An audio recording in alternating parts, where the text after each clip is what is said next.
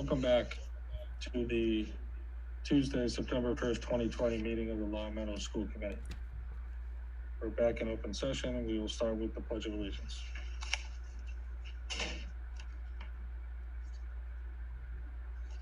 Pledge allegiance to the flag of the United States of America and to the republic for which it stands, one nation, under God, indivisible, liberty and justice for all.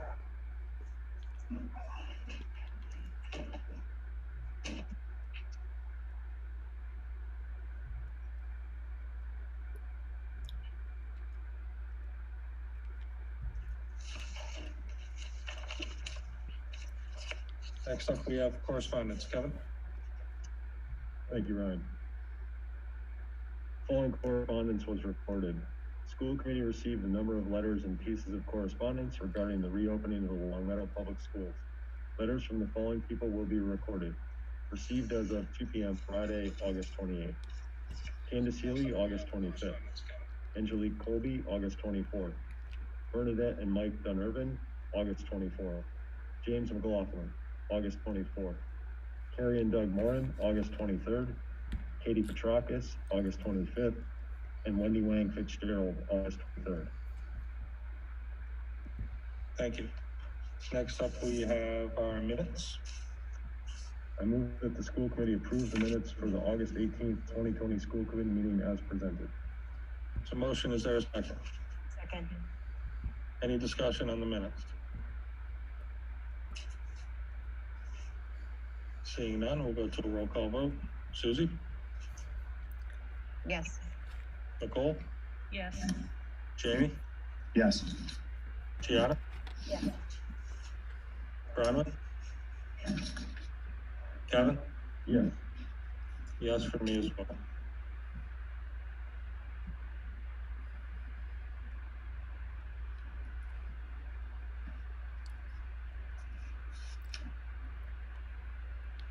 Next up, we have visitor comments. We have any of our visitors would like to put in the chat, they'd be interested in talking.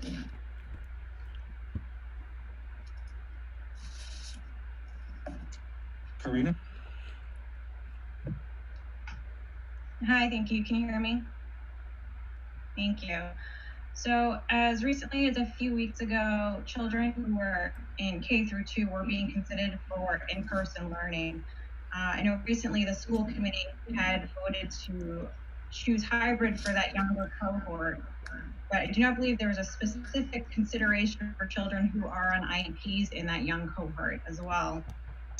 Although the DESE guidance does say that children who cannot learn remotely due to their disability should be prioritized, currently the district is only considering those with the highest complexity cases. And so I do encourage the committee to vote to rapidly return students who require a paraprofessional to the in-person setting, ideally within the first 2 weeks of school returning. I'd like the committee to also consider what this looks like for the average family who has more than one child who's elementary aged, one of whom has special needs. A college-aged nanny or babysitter cannot replace what the Longmeadow paraprofessionals are doing for the education of our children. You're asking a family to not only hire a babysitter or nanny to be a caregiver for the other elementary-aged kids in the house, but to have an adult replace that full one-to-one paraprofessional that they would normally receive in an in-person setting.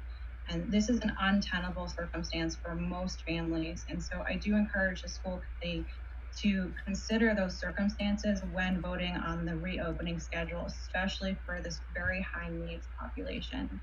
Thank you very much. Thank you for joining us and giving us your opinion on that. Appreciate it. Are there any other guests interested in speaking?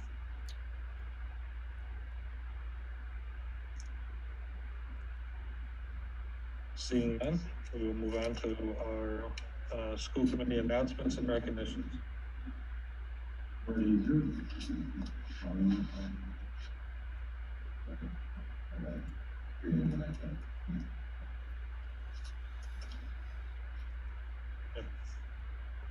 Is that what's causing the echo? School committee.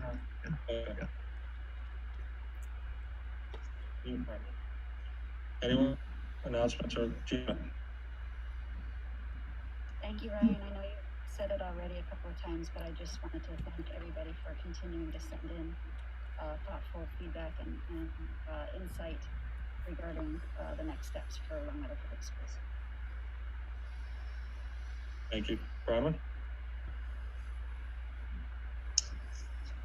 I just wanted to thank all of the teachers that came back to school last week. I think that's provided some excitement for the students because that brings them closer to the learning that they're so looking forward to. So we appreciate all the hard work the teachers are putting in and looking forward to the students getting back. Thanks. Thank you. Anyone else? No. So next up is business with guests, reopening update.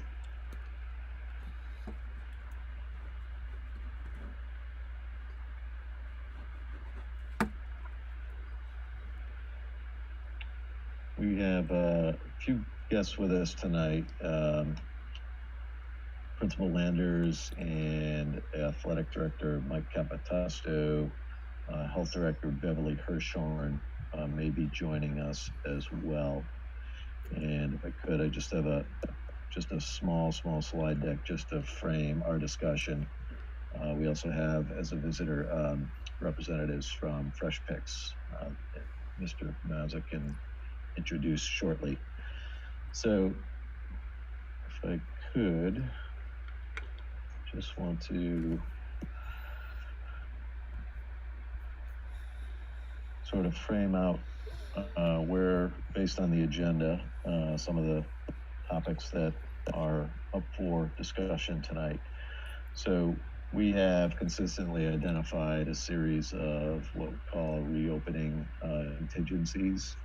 And these are the sort of the factors that we want to pay close attention to in order to ensure a successful opening. And these factors include the local and regional health metrics, the staffing arrangements that are in place, our ability to maintain the 6-foot distance standard, the availability of supplies, our safety and health protocols, and of course our facility readiness. And last week we heard from town officials on sort of COVID-19 response protocols. We also heard from Facilities Director Nick Gigantis on facility readiness, and I did notice that Nick was with us tonight as well. So I wanted to just kind of get us going. I don't know if we see Beverly Hirschhorn. Is she with us is she one of our attendees? Yeah. Yes. Oh, there we go. So I think the committee has asked that at each of their meetings, we, as best as possible, have a report on local and regional health metrics. And really, we appreciate you joining us once again. So I'm not sure if there's any relevant information for the committee. I don't think a new green-yellow unshaded trick has come out. Or red has come out since the last meeting, but Beverly, is there anything else you want to share? I believe that it actually came out last week, and we were back on totally gray or white, which means the lowest possible level. But that's subject to change any week, and I believe a new one may come out this week. Later on this week. Yeah. So at the moment we have 2 cases in the community. And before we move on from Beverly, is there any additional questions for our health director this evening? Committee, anybody? Good with Beverly? No? We know you spent a lot of time with us last weekend, and we appreciated that, Beverly. And as always, we'll remain in close contact throughout the week.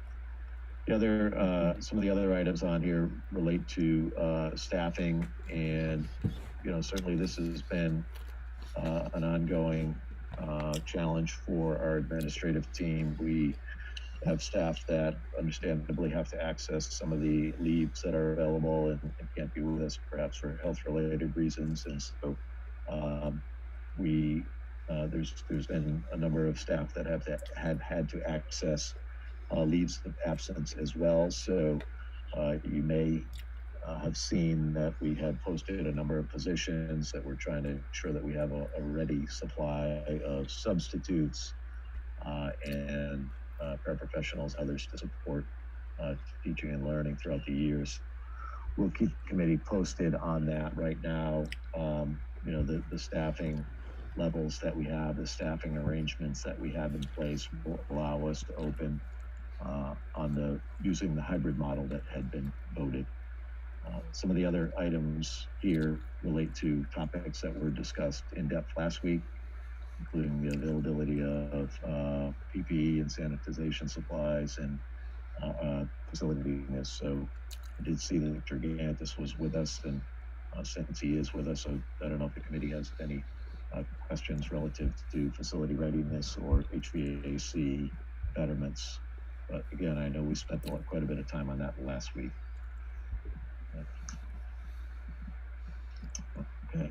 I know. I would just have one general question, if I could. Am I coming through? First of all, I feel like I'm echoing in my own ears. I'm okay. All right, thank you. Nick, is there any update on the stuff we talked about last week? Yes. HVAC stuff. Yep. So ionizer installs are complete at Longmeadow High School. We carried through with our ventilation tests at the elementary schools and at the middle schools. We concluded at all those schools, and we plan on circling back to some areas at Center School and also at Glenbrook to test some of the adjustments that we made. We've also ordered additional equipment for some of those facilities, and we will come back to the high school to test the isolation room this week as well. Thank you very much. Does anybody have any questions for Nick about that process or what's coming up?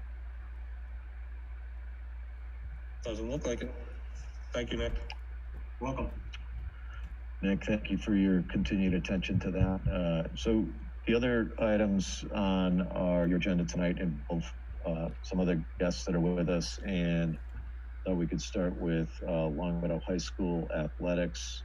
You had asked for a report back from Principal Landers and Athletic Director Mike Capitasto. So Mike are with us over the Zoom call, and perhaps we could turn it over to Principal Landers based on the latest information we've heard from the MIAA.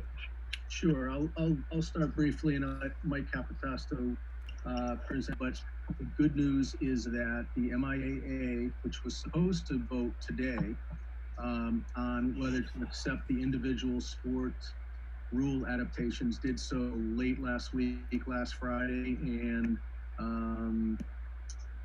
the work is now continuing at the local levels, at the PVIAC level, and Mike, their athletic directors and coaches are busy planning for moving forward with hopefully all sport. And the MIAA did vote to move forward with all fall one sports. So we're in planning phases, working out logistics, making sure that we have other teams at the PVIAC level. We have other teams to play, but I'll hand it over to Mike Capitasto and he can fill us in on some of the many meetings he was in this week.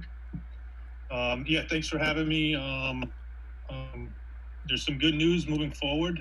We're getting a lot of school districts to that are finally voting and moving forward. We just sent out a document. We just received a document today of the schools that have said yes or no, and we're in very good shape for our league. 4 out of the 5 schools in boys soccer have said yes moving forward. Same thing with girls soccer, and same thing with field hockey and cross country. For the 6 schools that have said yes moving forward. So that are already in our existing leagues, and the surrounding schools are starting to say yes as well. So it's another good step for athletics for the fall one season. Some clarification on transportation, which was great news. So we can fit up to 24 people on a bus, which does help our needs. With we over the last few years we've done a pretty good job of slowly transitioning to having a varsity and JV bus because of the many conversations we had with parents, student athletes, of not sitting at a game for 4 or 5 hours. So, as far as costs go, I don't know how much more money we're going to need to spend on transportation. I think it's just going to be more of an availability item that for our transportation needs, especially with the limited amount of games. We haven't come up with a number of games that is going to be played, but looking at the season from September 18th to November 20th, it's still a 9-week season. And then your normal season is about a 9.5 week to 10-week season. So there's really not that big of a difference in the number of weeks, but there might be a little drop off in the number of actual games that we can participate in. But again, that's all going to be worked out here over the next week. We have a AD's meeting tomorrow morning. Another one where we're going to start to work on the logistics of schedules and adding any local school districts into certain leagues. But again, another great step moving forward for the Fall 1 season. Talked to a number of the teams that are in our leagues, and I think we're all on the same page as far as sub-varsity. If the numbers warrant a sub-varsity program within our districts, we all want to move forward with providing those opportunities for our student athletes. So that's another great step, again, moving forward for all of our student athletes. We're still working out details on spectators within our district, within our leagues. And as far as user fees and stuff, we're still looking at that. But again, it's the same amount of weeks that we normally have. We just might not, instead of 20 games, you might have 14 games. Again, that's stuff we still have to look at and work through, and we definitely will. Once we finalize that, we will definitely report back about those issues. We sent out a memo this week to pause all in-person fundraising for booster clubs, and again, we're going to provide some guidance here once we work out the logistics of actually moving forward a season and what the expectations are going from there. There's still some things we're looking at. The MIA did provide guidance for all of the Fall 1 sports. Right now, I've met with 5 of the 8 coaching staffs, and we worked through a lot of the logistics and continue to work through the logistics of those guidelines. But I will say a lot of coaches are very positive, and we're here for the student athletes, and we're going to do what we can to make sure everybody has a good experience. That's kind of an overview. Again, there's some new documents. I spoke with Beverly a few times, and once our coaches and I come up with practice plans and contest management plans, I will be circling back to Beverly with those plans, and she will help with saying, yes, this looks great, or no, we can add something here that we might have missed or misinterpreted. So we will definitely be circling back with Beverly here over hopefully the next 3 to 4 days and get her blessing or updates us on what we need to continue to work on. So that's kind of where we're at with athletics. It's still you still have a lot of school districts voting this week and possibly next week, but I think we're in a pretty good spot with the local schools around us to at least move forward with a Fall 1 season. Any questions? Right. Thanks, Mike. Thanks, Tom. For the committee and the community, would you be able to give us some general description of some of the sport modifications relative to practice and contests? I know there was quite a few modifications and safety protocols that stretched across all sports. So without getting into the specifics of each individual sport, what are some of the safety guidelines that are cutting across all the sports that you could describe to us? Yeah, it's a self. Everybody has to self-attest prior to attending a practice or game. That's all staff and student athletes. Mr. Maz and I spoke about this afternoon and continue to work on that. A lot of the sports that do have equipment or balls like soccer, volleyball, field hockey, their recommendation is to have everybody have an individual ball either bring with them or assigned to them. We're fortunate we do have enough to do a one-on-one with all that equipment, so we would be doing that as a protocol to have their own ball when needed. So they do not need to share, and we'll have a separate group of balls that we can do group work with, that our coaches will have to wipe down and sanitize all the equipment after every use and after every practice and game. So those are the type of things that are in place for sanitation with all the equipment across the board for all of our sports. And there's very specific guidelines on, they recommend each student athlete bring a bag that's, and is detailed as far as what should be in that bag.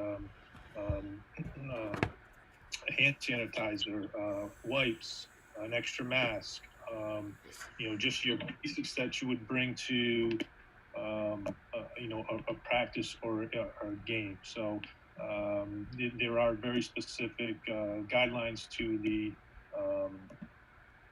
sanitation and cleanliness of all the sports that are in Fall 1. Thanks, Mike. Yep. Anybody, Gianna? Thank you, Mike and Tom, for all this. This certainly is exciting update. Mike, last week you mentioned the possibility of parents or guardians driving these student athletes to the competitions. I know you're working on spectator stuff, but strictly from like a transportation support focus, do you have any updates on whether parents and guardians can drive? Yeah, I think that's still a conversation. Actual schedules are going to look like. If again, we're in some dialogue of one day is just one sport, or are we just going to continue to do what we're doing?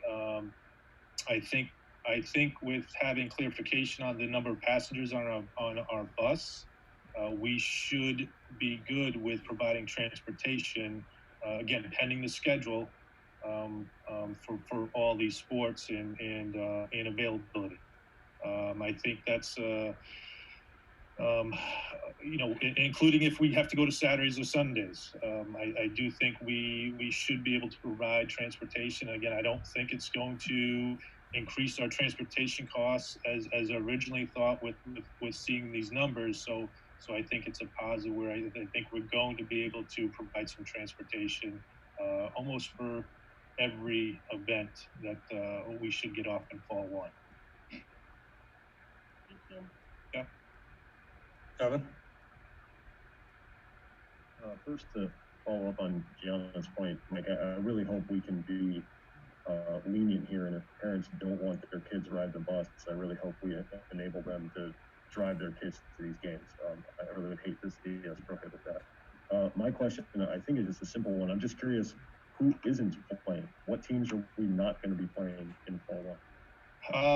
Again, that's all being worked out. I don't know if I can release that stuff yet because they some of them haven't voted officially. But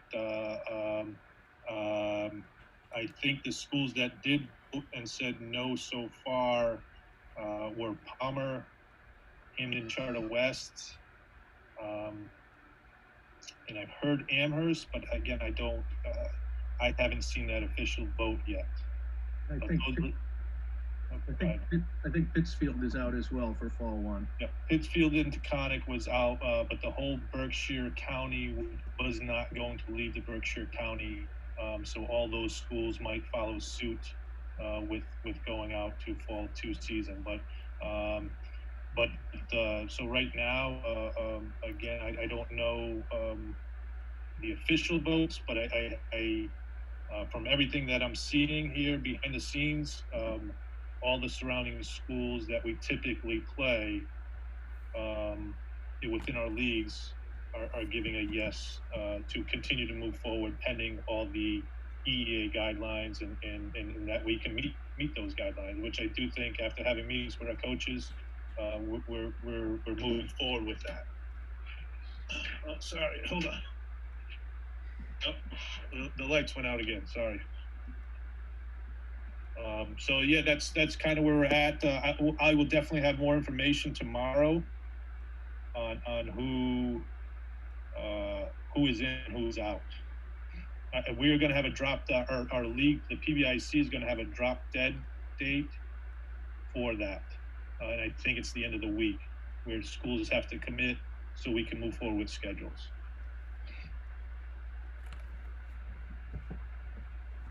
Nicole? Thank you to both Principal Anders and Mr. Capitasto for coming in to talk to us tonight. I'm wondering if you can talk to me at all about timeline. I know MIA pushed back the date to, I think, September 18th. Does that include practices? What is sort of our timeline for getting up and running? Yep, so September 18th would be the first official start date unless our league decides to move that back. But so nothing can happen before September 18th with any of our coaches. And then the other piece would be no games before October 1st. So we'll have about a 2-week window, just like our normal preseason, to have practices and work out any,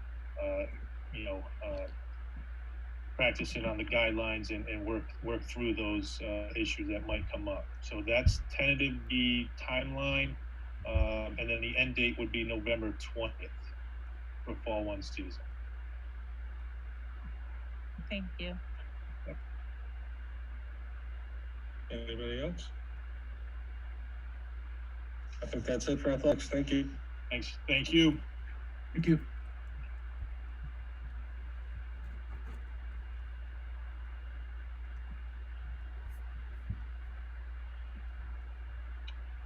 So thank you, Principal Anders, AD Capitasto, and we're certainly willing to come back to the committee if any updates are needed at some point in the future. I think certainly those items that have some health and safety implications and fiscal implications are topics that we would want to bring back to you at some point.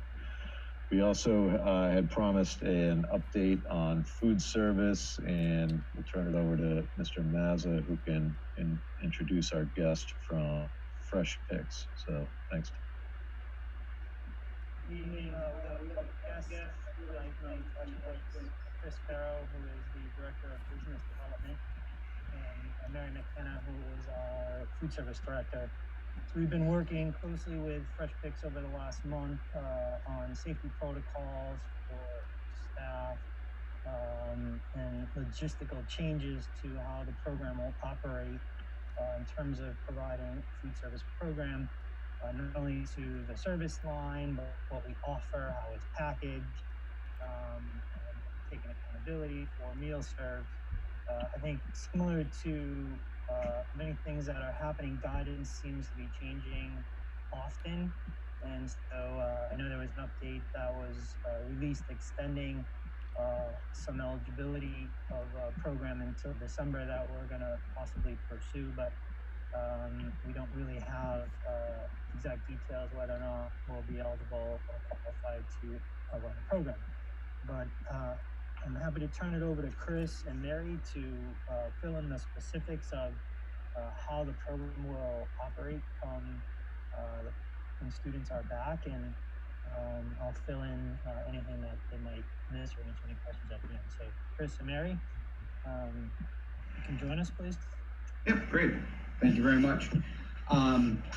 Just kind of review, I'll start from the menu and the food offerings. So the menu that we're going to have available is going to be limited to 2 meal choices a day at all grade levels.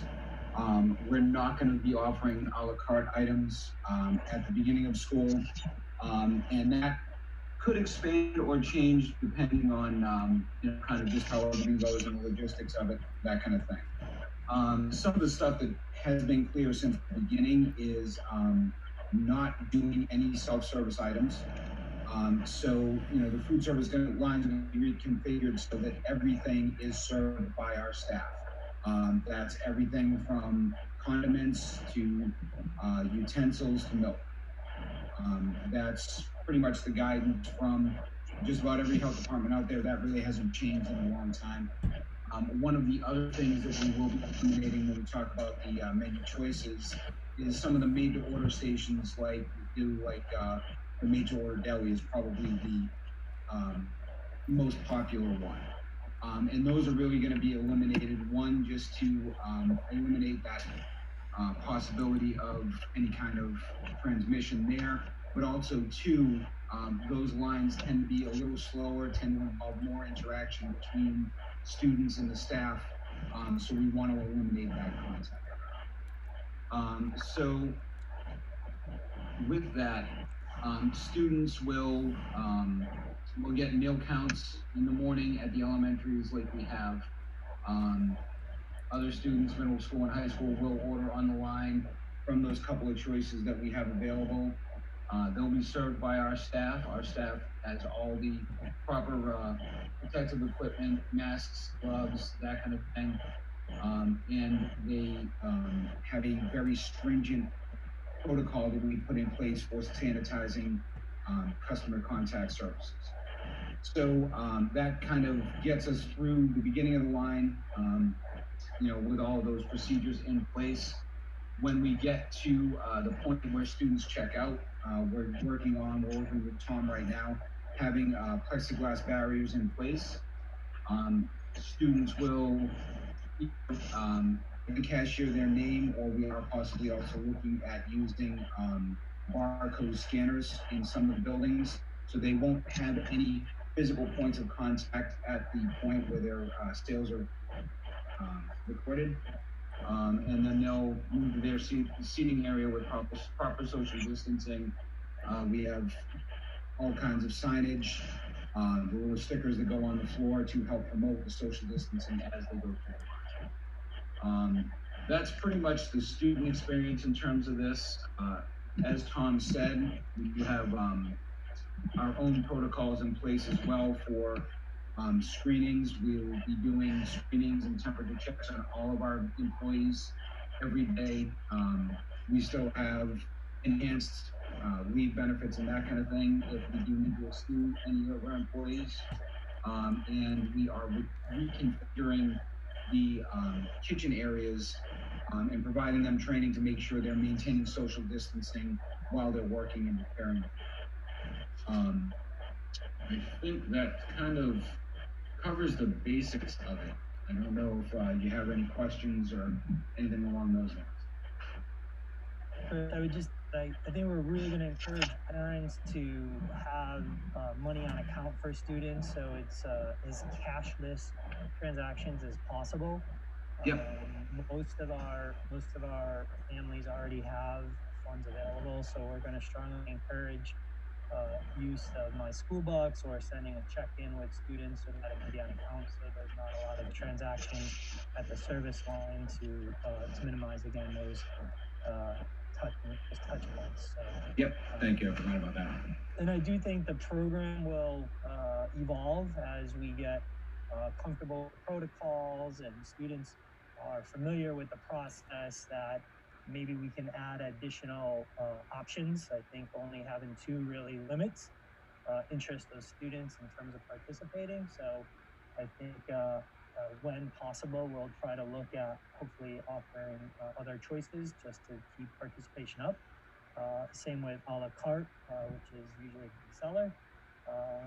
Again, we'll look at when it might be appropriate to introduce it down the road. Again, depending upon how it's going and our ability to ensure safety protocols are being followed that throughout the whole process. Thank you, Tom. Thank you, Chris. Committee, anybody have any questions? Yeah.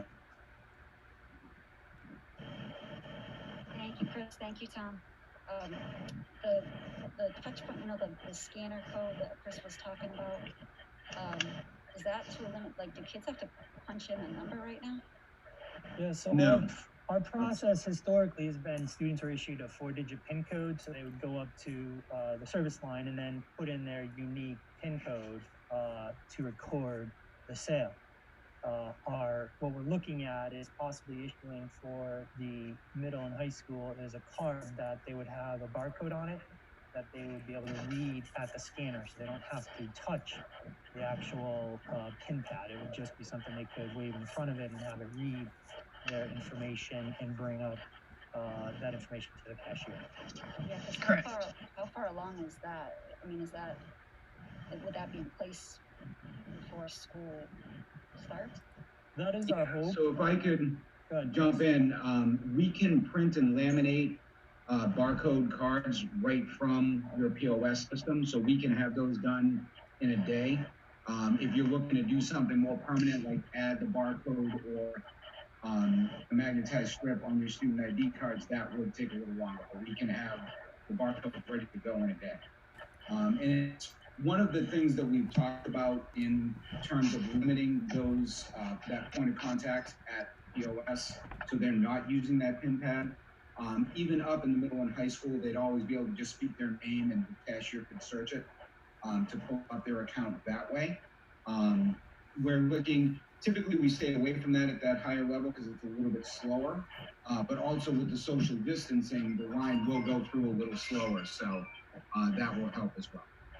We do have some school districts that are continuing to use PIN pads, which is not something we're looking at for Longmeadow, but in those school districts, our protocol is that the cashier sanitizes the PIN pad in between each student. But that's not something we're looking at for Longmeadow. It's not something we're discussing. Thank you, Chris. I would just add, we are also looking at options to support meals for learners on remote days. As I mentioned at the beginning, guidance changes often, so we're looking at what opportunities are available to us to set up possibly providing meals to students either that are working on the 5 days a week or on the days that they're not working. So we'll be pursuing that, and we can update you when Anyone else? Gianna, again, sure, go ahead. Thank you, Brian. Chris or Tom, I know, Chris, you mentioned that your staff will be screened by you all. Is that going to be like they'll do like a certification form similar to what LPS staff will be doing, or how's that going to work? Yep, that's pretty much every day they're going to have to come in. They're going to have to take and record their temperature, sign off that they are not exhibiting any symptoms, that they haven't had contact with anyone with COVID. Pretty much the in guidance that your stuff is going by. Tom, you can speak to that a little bit more, I think, because we were kind of between whether we were going to use yours or ours, and I believe Mary is going with your system and the employees will go through ours. Yeah, so we are going to have them use the same self-certification process, although I do think it's probably going to be a paper process for food service workers. They don't have a Longmeadow issued Gmail account, so they don't have email access. So at each of the kitchens where they come in as they start their shift, they'll be required to basically acknowledge that they're in compliance with the self-certification process and sign it for that day. Are they gonna take their temperature at home, Tom, or is there gonna be somebody that, like, how's that gonna work with like a thermometer? I believe that's a fresh process, Chris, so I don't know if you can speak to that a little bit. Yeah, it is a fresh picks process. We're supplying every one of the buildings that we have, including all the ones in Longmeadow, with a temporal thermometer, a non-touch thermometer. We have a procedure for them to come in, sanitize, put on a glove, take their temperature, record that temperature along with an attestation, very similar to your process to tell us that they haven't any of the symptoms or contact with it. And they need to sign off on that daily. Okay, thank you.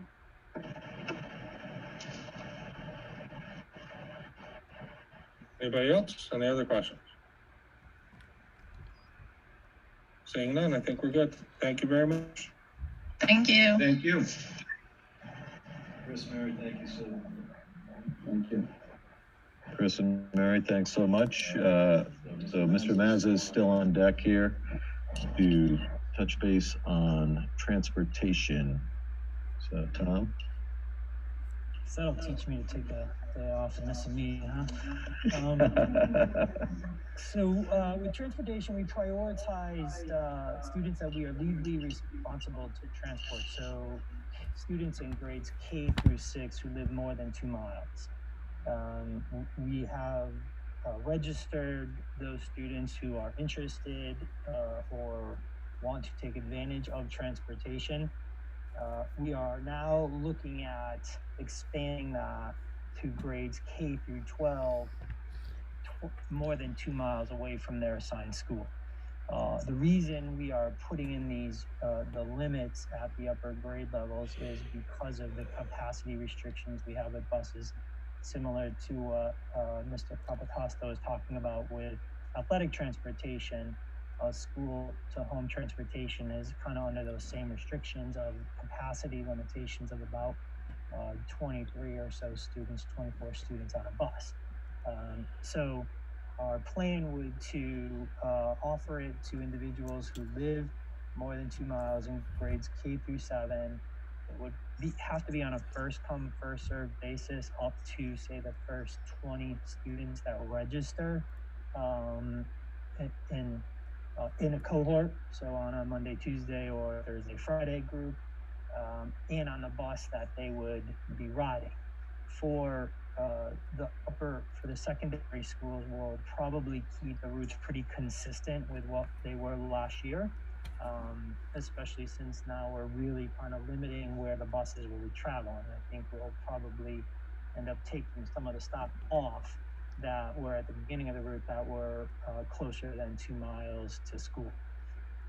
We are working with the Lower Pioneer Valley Educational Collaborative in terms of the safety protocols. There most certainly will be assigned seating with one student to a bench per se. If one is on the window on the opposite side of the aisle, the student would be on the aisle seat. And the next row, the student behind them would be on the window, and on the other side, the student would be on the aisle. And that is how they're limiting capacity in terms of how many students can ride the bus. I believe the buses are also expected to be outfitted with hand sanitizer.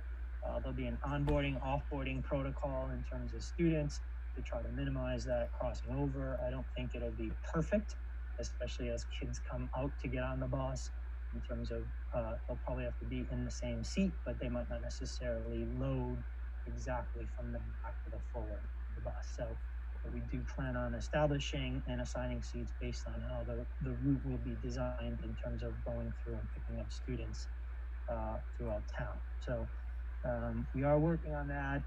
We will be obviously prioritizing Wolf Swamp, which will be starting first, and then moving to Glenbrook and Williams, and then the high school, getting bus passes, information out to families about times, as I know there are people who have contacted us because they rely on and need the bus transportation to get their students to school. So hopefully we'll be getting back in touch with them in the next week or so in regards to this next phase of registration for the upper grades. So again, happy to answer any questions you might have in regards to bus transportation. Any questions, Gianna?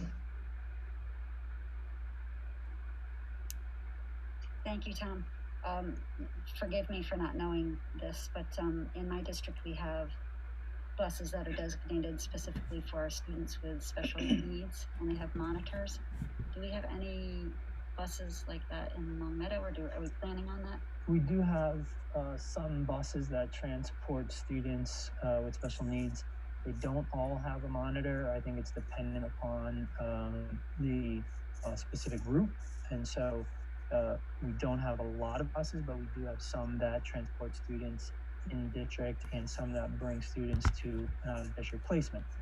We are, Jean Fontaine has been working with families to reimburse them for those that might decide not to take transportation option, instead decide to drive their student to and from school. So where we're required to transport those students, we're looking at that option for families also, if they're not comfortable with riding the bus, especially with the limitations that the special ed buses will be on in terms of capacity. They're really limited in terms of what they can, the capacity that they can have on those smaller vehicles. Thank you. Tom, can you just talk a little bit about the fees associated with some of these buses? So the way our program is structured, if we, again, as I mentioned, if we're legally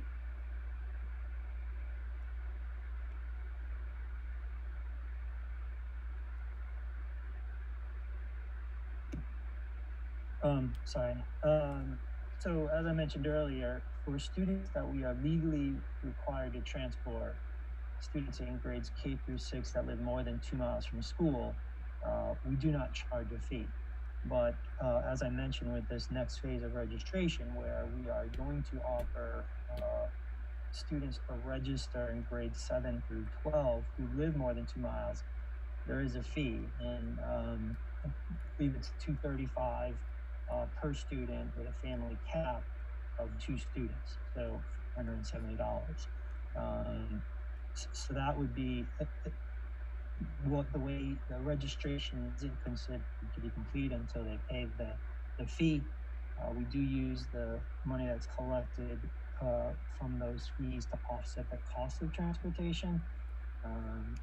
And again, that is what is the FY21 budget is based on, is having some revenue come in.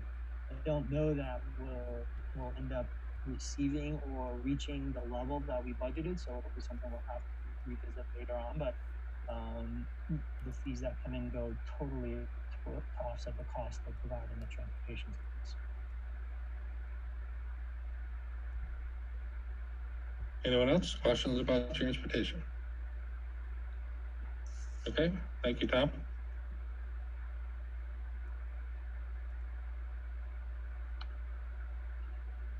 Yeah, thanks, Tom. So I think the sort of the most deliberate part of the meeting is up next, and that is sort of planning for next steps. And we have about this decision as one where we're potentially working along a continuum. And in the diagram, we're situated in the middle with our hybrid model, but understanding that if conditions required it, if there were an outbreak of some sort, we could easily move into a full remote model. And our hybrid model was designed with that in mind, that we could switch literally overnight into a fully remote arrangement. But I know that the committee is very interested in talking about, while we understand that we have to pay attention to the local health metric to be prepared to go remote if conditions call for it.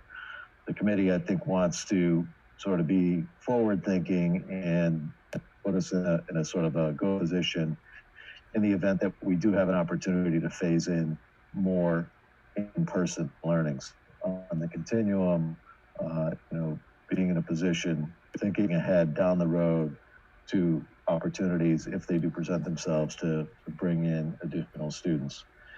you'll recall that the Department of Education had provided some guidance for us on how to prioritize students for in-person learning, and this slide captures the guidance that has been provided to us. This goes back to the guidance that came out in late July.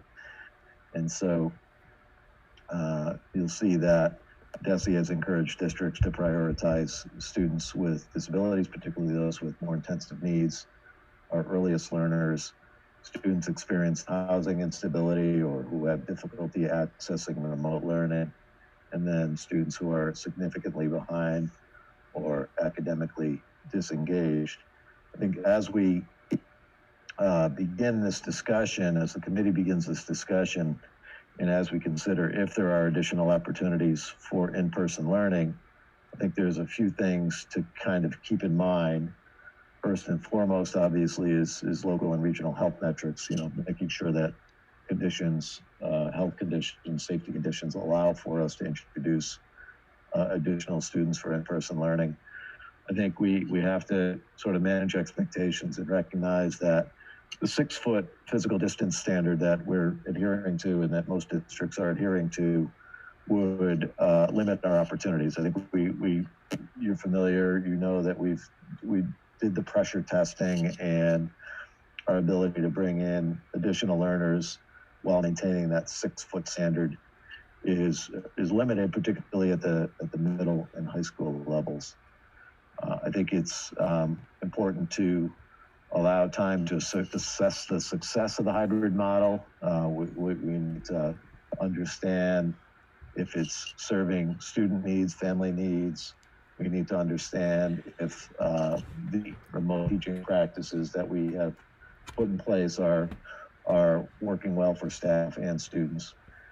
I think too, the community should understand that we're a committee to make a decision to move to some additional in-person learning, that we would need some time to implement that decision.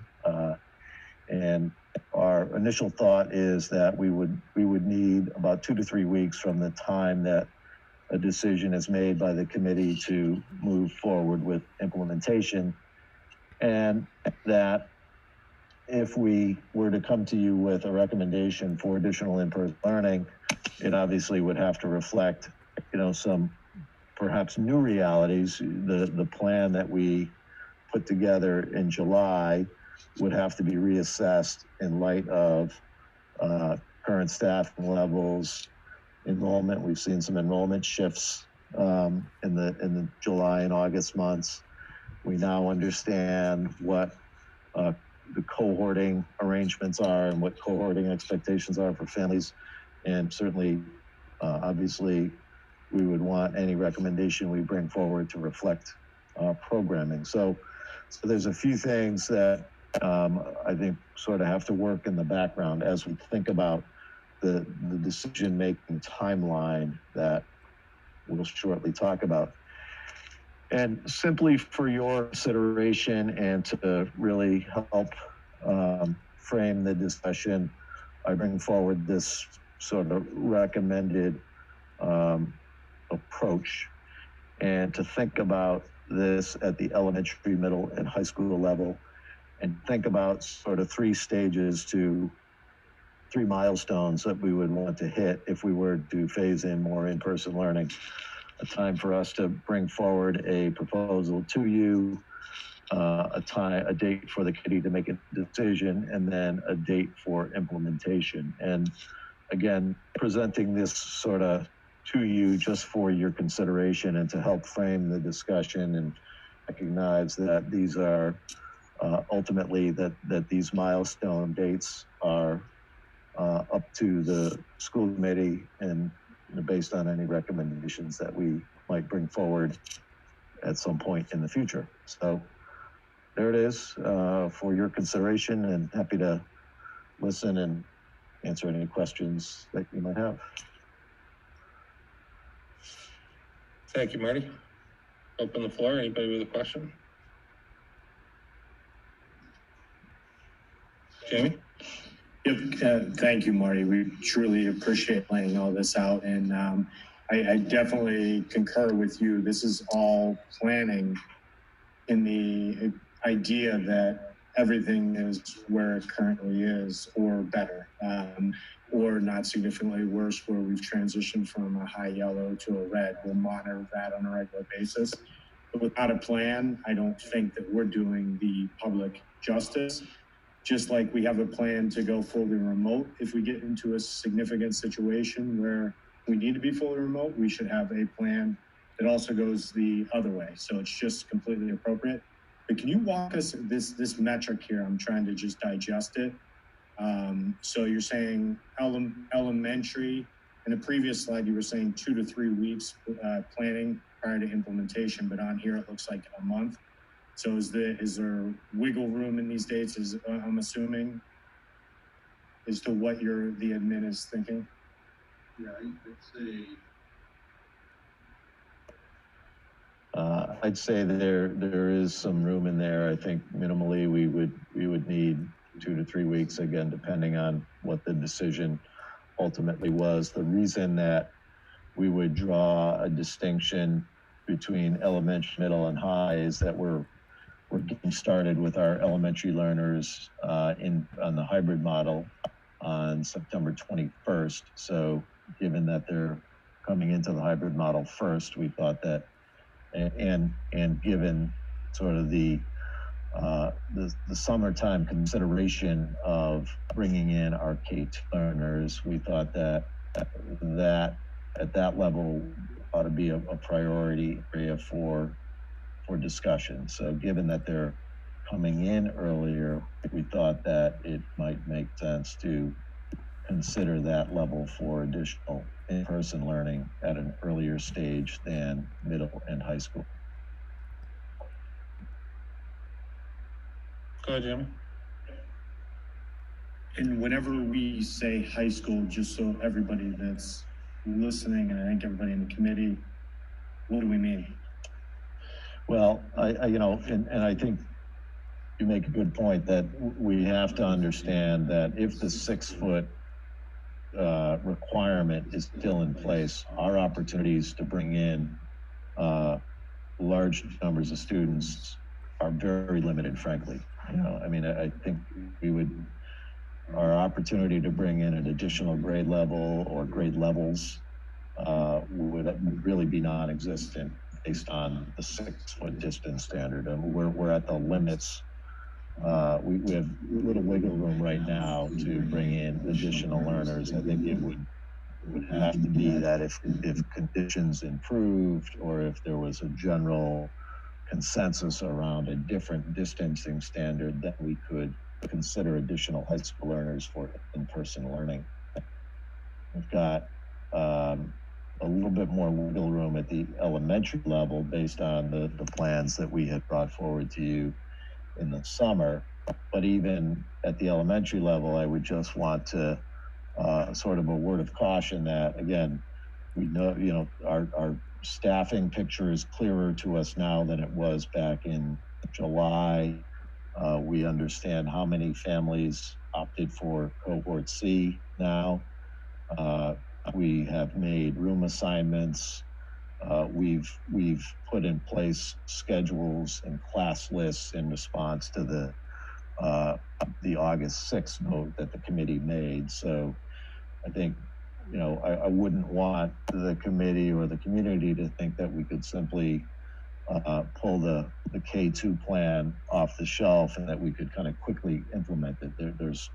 We would need some time and a thoughtful approach to that K2 recommendation that we had made back in July. So I hope that answers your question. Is that maybe a longer answer than you needed? Nicole? I'm wondering, when we're looking at the elementary numbers, so it looks like that November 16th, say roughly 8 weeks after the September 21st. It says possible phase-in implementation by grade. Would your recommendation still be at that, again, assuming local health metrics, et cetera? Would your recommendation still be to focus in on that K through 2, or would you are you thinking looking at the entire elementary group, or are you still thinking focus in on the first? I think we'd focus on our youngest learners first, and we would need to do the pressure testing all over again. We'd have to think about class lists and room assignments all over again. We'd have to think about lunch and transportation services and food services all over again. So but I think the focus would be on our youngest learners. I think there are some districts that, we're all aware of that have, as they've introduced in-person learning, they've sort of phased it in, sometimes a grade level at a time, just to get everybody familiar with the routines and the safety and health protocols. So again, I think I put that in the slide really just to sort of be clear on what we could possibly expect. I don't want to overpromise. I'd rather deliver more than promise something that we can't deliver, because the truth is there have been shift to staffing and class lists and room assignments and all those things since July. But we would definitely focus, I'd say, on our youngest learners at the elementary level. Thank you. The other consideration is, again, following the DESE guidance, is to look at our neediest learners. So would there be opportunity to identify special education students for in-person services? And I say that generally. I wouldn't be able to give you any specific examples of that tonight. I don't think it would be wise to do that, because I think we want to see how this hybrid model plays out. We want to understand what student needs are and how we can serve them effectively. That would be another group of students that we could look at to see if there are opportunities for in-person services for some groups of special education students. And would the plan in this scenario, again, assuming static, still be that Wednesday would still be a day out of the building to allow for cleaning? If we brought back, say, K2 was able to make that happen mid-November-ish, would that still be a 4 days full time? I'd say so, unless you had an arrangement where all, and this would be unlikely, I'd say, unless you had an arrangement where all students at every grade level in a school were present, then you might not need Wednesday as the cleaning day. But to the extent that there's any cohorting, then I think you need that cleaning day. Kevin?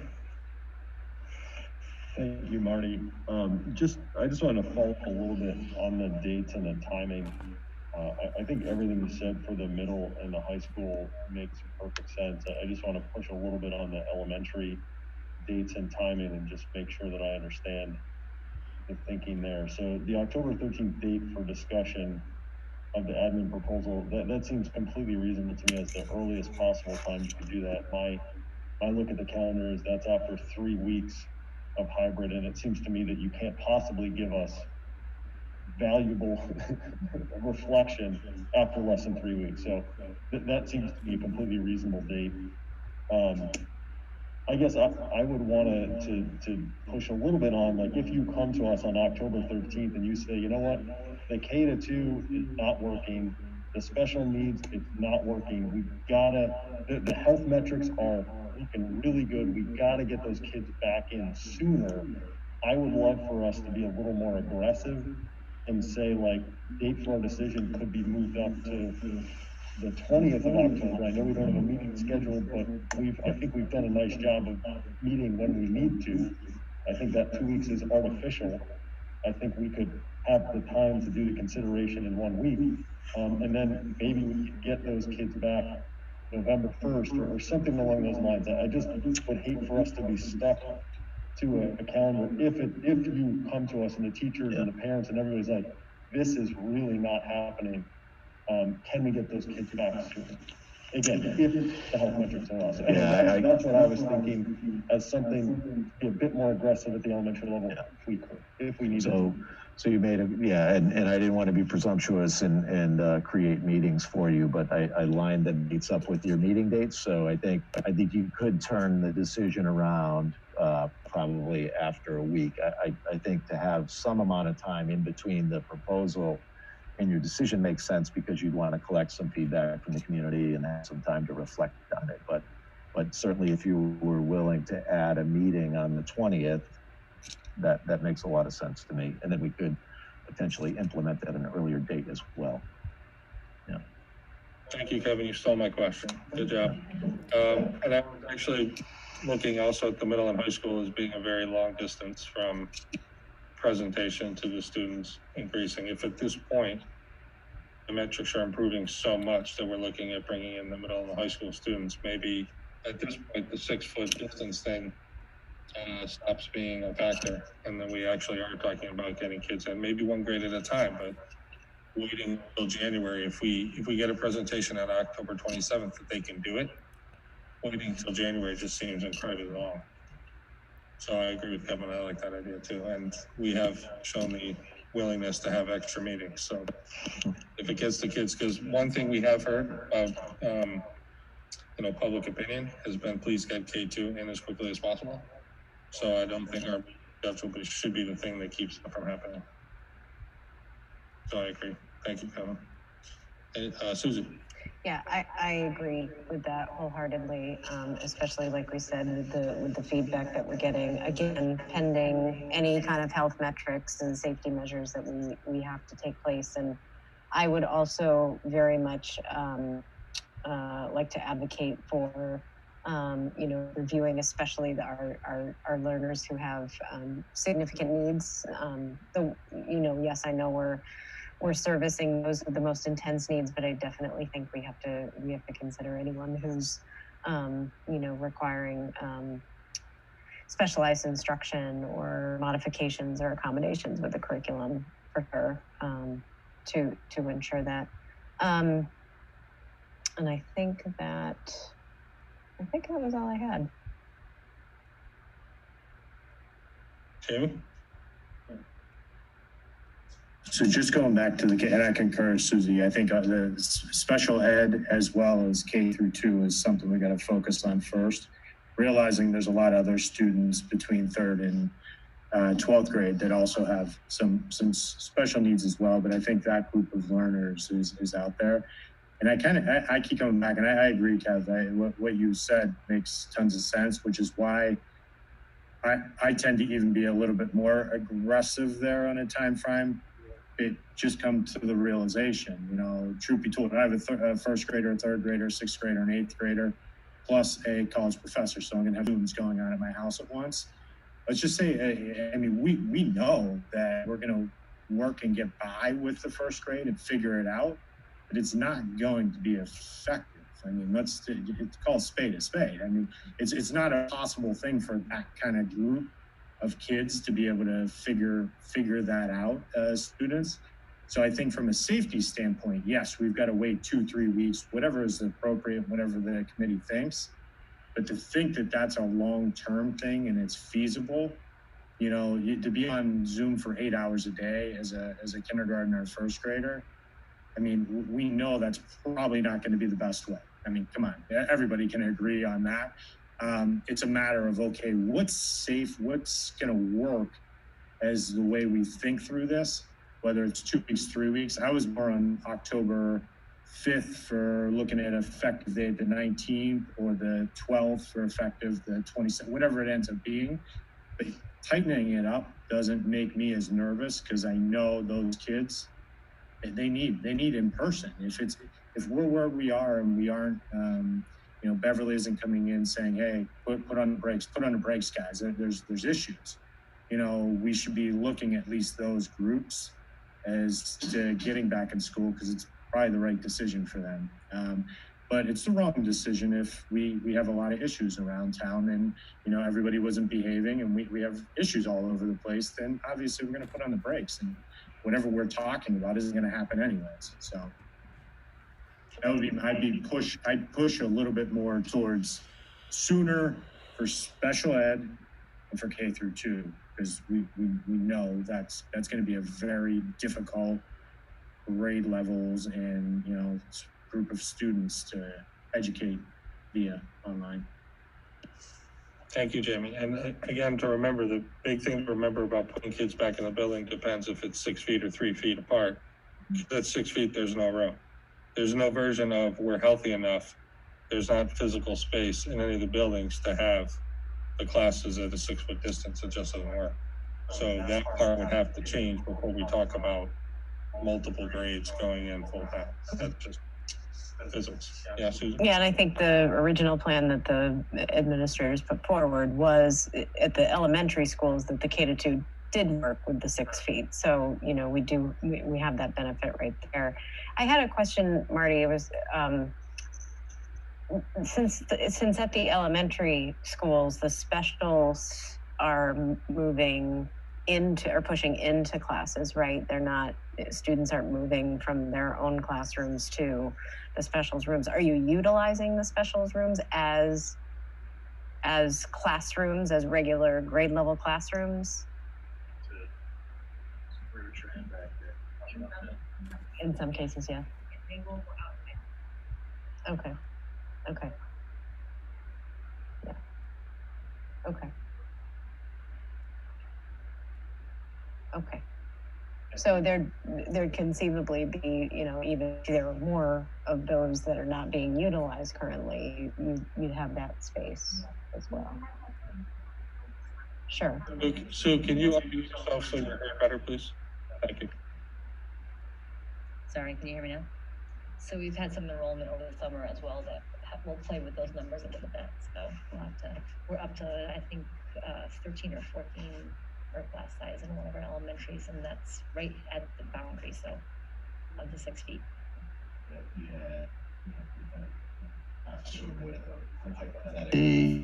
You know, where when there was 17 students in the classroom could fit them in at 6 feet. Well, if we had at any school, any grade, if there were 3 or 4 students added over summer, that might change the calculus. You know, that might change the physics, as Ryan says, in terms of getting kids safely into a classroom at that 6 foot standard. Or if a cohort C comes in.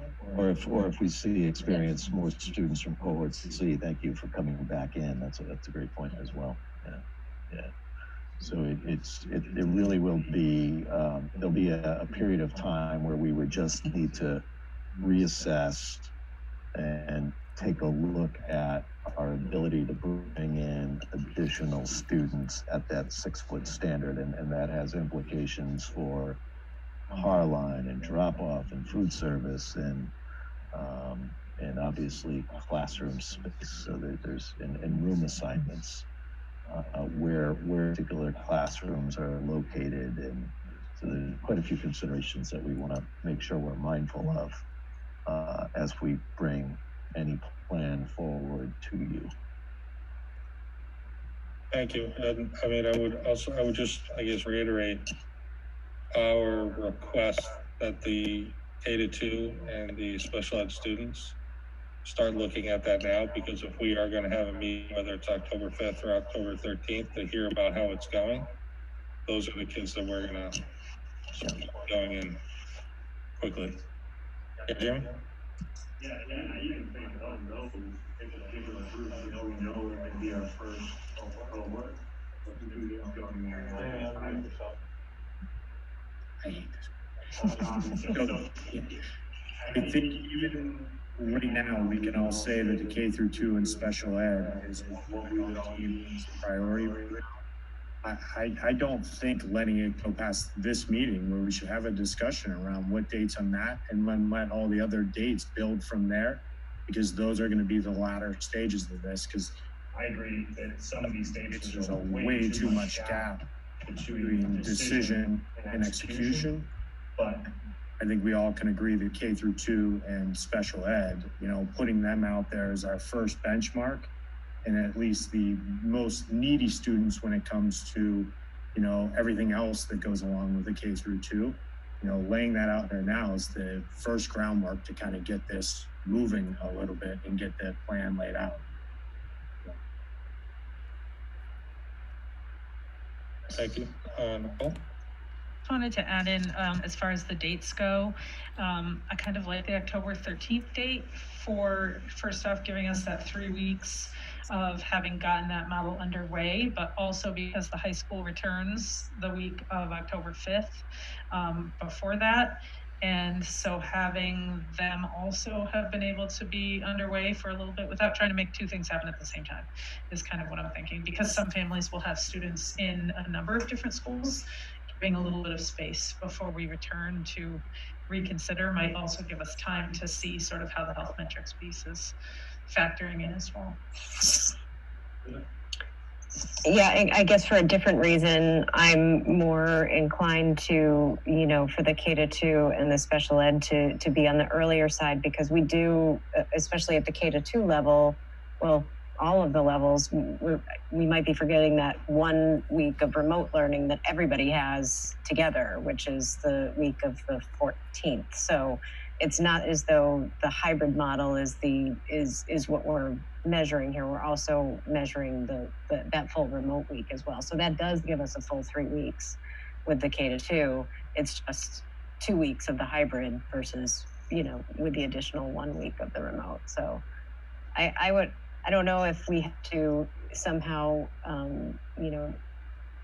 it's not the right word, but like signal that October 5th or the date by which we need to address this. I don't know if it requires a school committee motion or if it is or if it's something that on a consensus, we agree that we're coming back to it with a review and direct the superintendent to provide us with that review.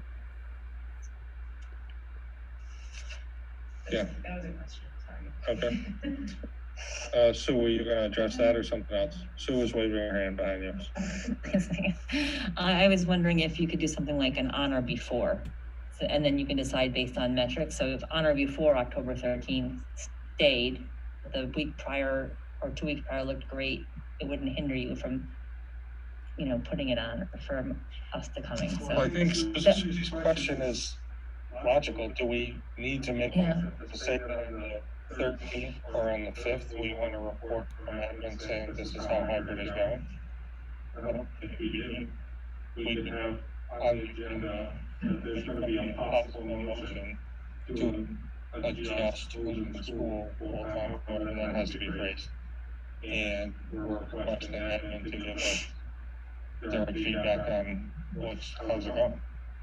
How's it going and what would a next recommendation? How is it going and what would their plan for rollout of in-person, if that's the recommendation, would go? Yeah, that makes sense. I mean, Nicole? So I'm just trying to wrap my mind around some of the dates for planning purposes, because one of the things we've heard from parents also in town is they need to be able to make a plan for childcare and to figure out what's happening for long enough to hire people and arrange things. So it sounds like even if we went with October 5th, say we moved that back, in theory, still the earliest date for implementation then would be November 2nd. So that's 2 weeks back from where we were? Or would that October? Hybrid is going well. We can fit the K-2 and the special ed students. I don't want to wait very long at all. So if we heard on the 5th, that would we could be able be to part vote of that their night? report is we're ready in 1 week, we're ready in 2 weeks, whatever the admin comes and says to us. But if they say we're not going to be ready for a month, I might have a problem with that answer. So I would want it closer than that. Kevin? Just, I want to make sure I understand. So I like the idea of October 5th as a date to have a proposal. Ryan, are you saying that we could potentially vote on that proposal that day, which is different than what Marty is saying, right? Like, because I thought that we were talking about looking at the table, right? We're saying October 5th, date for proposal. And then October 13th would be the date for the school committee decision. And I think that gets to Nicole's point that if we're waiting 2 weeks after the October 13th, which Marty said he needs. The 27th. That's the minimum, right? That would be 2 weeks. So it's either the 27th or the 2nd of November, right? Because again, we're going to start this on a Monday. And again, I don't think we need to know that necessarily now, but Nicole's, I think your point is a good one, Nicole, just so people have some idea what might happen. So Great. So it would be the 20, if we're going to start Monday, it would be the 26th or the 2nd. October 26th or 2nd would be the implementation day. Right. Right, because that would follow Marty's recommendation to give us time, the community time, and then the school's time to implement this stuff. Right? Okay. Yeah. Okay. Yeah, so back to Susie's question, do we need a motion stating something that our goal is for K through 2 to be back by this date, pending the recommendation on such and such date? I don't know. Marty, go ahead.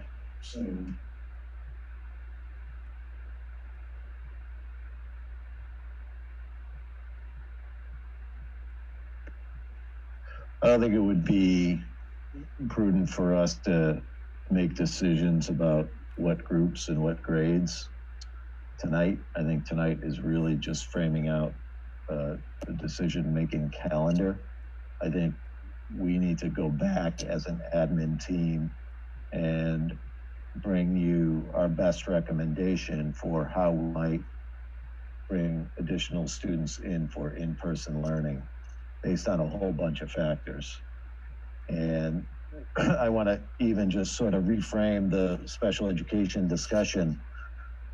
For anyone watching at home, we want to be careful about saying special education students, right? We're going to come back to you with, can we, and I don't know the answer to this yet, but can we bring back some of our neediest learners for additional in-person learning? That's really the question. I just want to be careful about, I don't want to mislead anyone that's watching at home in terms of what our intentions are or what we can do. It's really, we'll need to come back, after reviewing, after assessing things, understanding student needs, we'll need to come back with that recommendation to you. But I think it's, just, if I could suggest, it might be the wisest thing just to focus on the calendar and then charge us with using the DESE guidance to identify additional students for in-person learning. So I just want to, I know there's folks watching at home, I just want to be mindful of the conclusions that folks might be drawing based on how we're talking about it. And so, but I think, a tighter timeline we can work with in terms of when we bring you a proposal and when the committee decides. What I would recommend against is tightening up the timeline between school committee vote and implementation. If we do it, we want to do it right. We want to make sure we're communicating clearly. We want to make sure we have all the arrangements in place. Everything from, again, food service to transportation to car lot to room assignments to class list. There's so much that has to happen. And we want to safely and thoughtfully and not be rushed. And I think the timeline, you can squeeze as Kevin said, I think you can squeeze the timeline between proposal and decision, but just want to make sure we have sufficient time on the post decision to make sure it's done thoughtfully and done well. Bronwyn? I just wanted to add on to what Marty said about making sure that people at home understand the date for implementation for the middle school and high school is going to be dictated, as Marty states at the top, if allowable by local health metrics. So if the 6 foot distance thing doesn't change, I don't want the students or parents to think that as of right now, if everything stays the same and it's 6 feet, that we'd be able to go back in January, because we wouldn't. So I know that's separate from the K2 thing and the high needs learners, but I just wanted to make sure the parents and students understand that.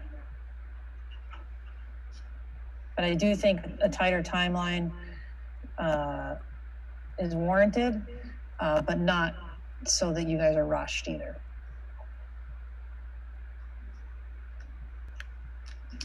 I'm sorry.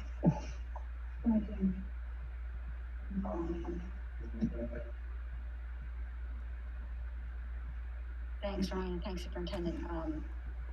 I do agree too that being more aggressive with the timeline or being tighter with it is good. I just wanted to point out as an elementary school counselor who sits on a lot of different leadership teams in my school and looks at a lot of different data points. That first week back is probably going to be mostly dedicated to routines and rituals and getting those kids used to just being in school, so that the 3 weeks really becomes 2 weeks of focusing on the data around instruction and if the instruction is effective. So I just wanted to point that out.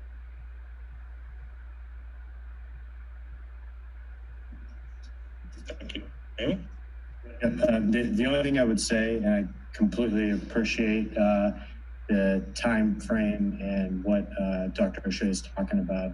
I just think we've got to be cognizant of the parents' time frame as well.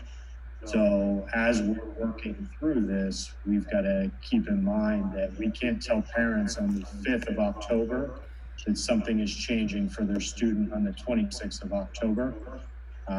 We need to do that sooner than later. So I guess what I would say is don't rush to get it done. Let's figure out, can we do this? Which groups we can do it for? And say, yes, this is our plan. This is what we would like to see happen. We can do it safely, effectively, but we can't wait till October 5th to say that. I'm fine with discussing this and going through these dates, but we also got to keep the parent side of this as well to be able to plan their household. So is there a motion in what you're saying there, Jim? So I guess I really want to I'm listening to Dr. O'Shea, and he's stating he's more concerned about.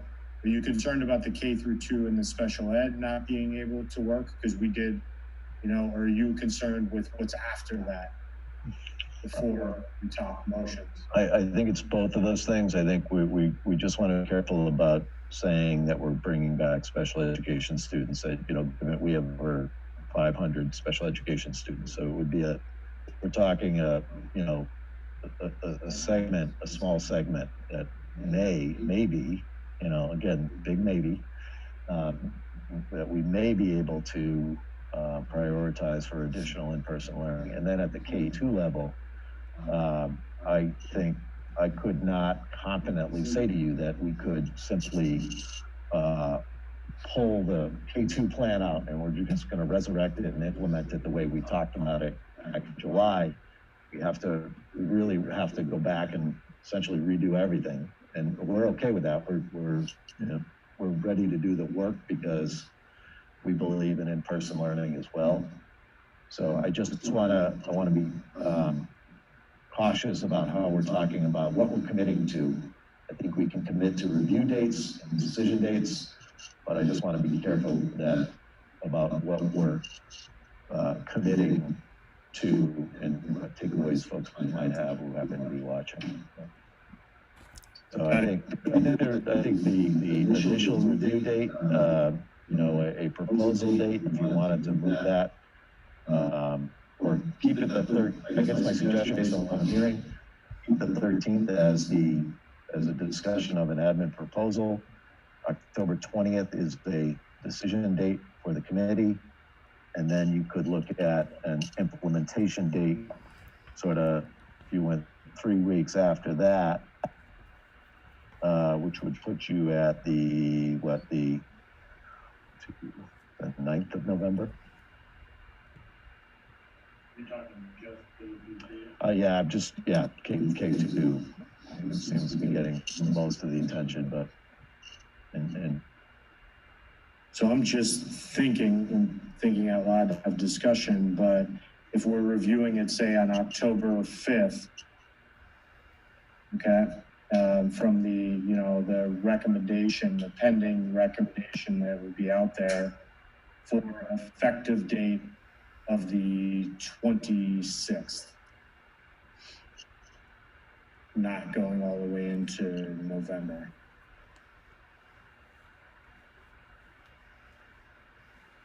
And really using that 5th as that plan is brought before this committee, and it's said that we're not ready as a committee, then we have a alteration. But right now, we can sit here tonight and tell the public that we have a date that we're planning on reviewing this. If we're all go based off of this safety metrics and what we can do as a district, then our plan is to go full-time for K through 2 on this date.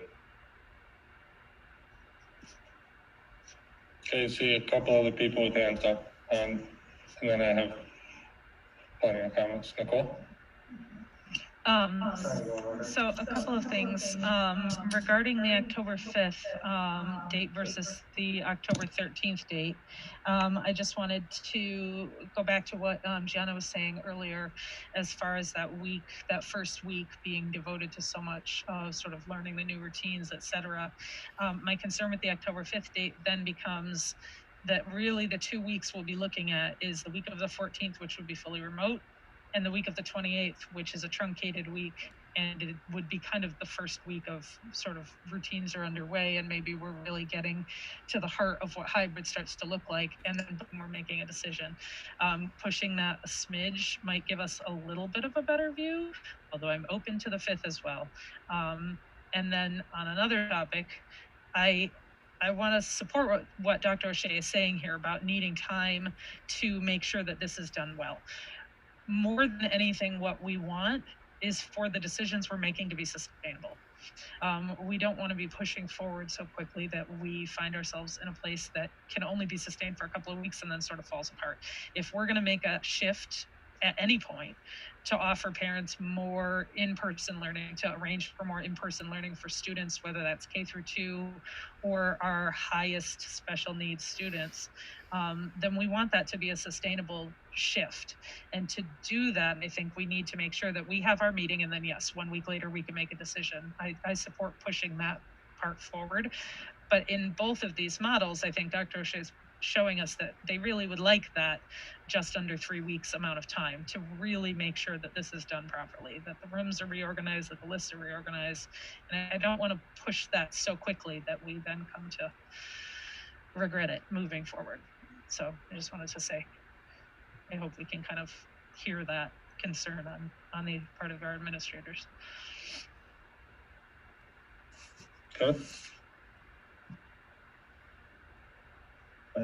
I don't know if this is a compromise proposal or not, but I mean, it sounds to me like we're narrowing in on a couple of dates as the first possible dates for more in-person instruction, right? And what I'm hearing, I mean, I feel like we're only off by about a week is what I'm hearing, but I mean, it sounds like, Marty, what you're saying is the earliest date you could get stuff ready for students to return maybe is November 2nd, right? And I'm thinking of trying to do sort of the backwards design. What is the earliest date we could get more in-person instruction? And again, I know on the proposal you said November 16th, I feel like we've been moving that around, but if November 2nd is possible, then I would want to work back from there to say, when do we need to make the decisions to make that possible? And again, you might tell us like November 2nd is too early. The reason that November 2nd seems to work for me is that would give us 1 week of fully remote, 6 weeks of hybrid, and then we would maybe revise that for the population of students we've been talking about. And I guess my question would be, if we take into account what we've heard about, let's have a little bit more data. If we had the presentation from the administration on October 13th, and the committee then makes the decision on the 20th, is there enough time? I mean, my guess is on the 13th, you'll have a pretty good sense of what the committee is thinking. And that would give you, I think, that 2 to 3 week window to really get stuff ready to go. So I don't know. That's what I'm thinking. Look at you taking my questions. Look at the circles on my paper. Yeah, and we didn't even go to the same high school. It's crazy. I was thinking the same thing, the idea of the thing that where I think we need the extra week is not, and no offense to my fellow principals, but it's not in the getting the kids in plan. It's in the seeing if hybrid is actually working the way we hope. So if we push it, and not the 5th, it would be the 6th because we'd be on Tuesday. But if we pushed our presentation to the 6th, it's really only the 2 full weeks of in-person hybrid happening. And I think maybe we want that 3rd. So I actually had 13th, 20th, and 2nd written down on my calendar that I made for myself as a possibility also. Give us more time to see if hybrid's working. Then, like you said, there are the few weeks that hybrid will be continuing, and we've already told everyone that if we find there is a big problem, that we're going to react the other way on the continuum. That is always there. It's always possible. So if they come back to us on the 20th and say, well, the past week was horrendous, please stop, then we're going to deal with that. But I like Kevin's proposal because I was about to say the same thing. So I don't know if anyone would like a motion to move us forward with this or what. I saw heads nodding. I don't know if that started to make a consensus with people because heads were nodding. And I don't know if this is the right terminology. We can amend or wordsmith. I'd move that the school committee direct the administration to present a proposal for a full day in-person return to school for students in grades K to 2, not later than October 13th.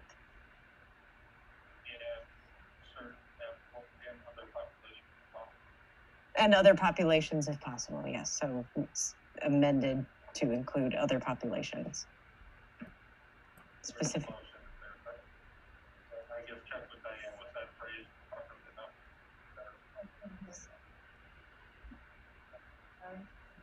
Do you want me to myself, of course. I want to check and make sure the way Susie phrased that makes sense and appropriate for what we're trying to do. Okay. So should I read it, or do we have to go through the process of amending? Well, it wasn't seconded yet, so I can. So let's see. Thank you. I'm just, I typed it. So I move that the school committee direct the administration to present a proposal for a full day in-person return to school for students in grade K to 2, as well as other student groups, not later than October 13th.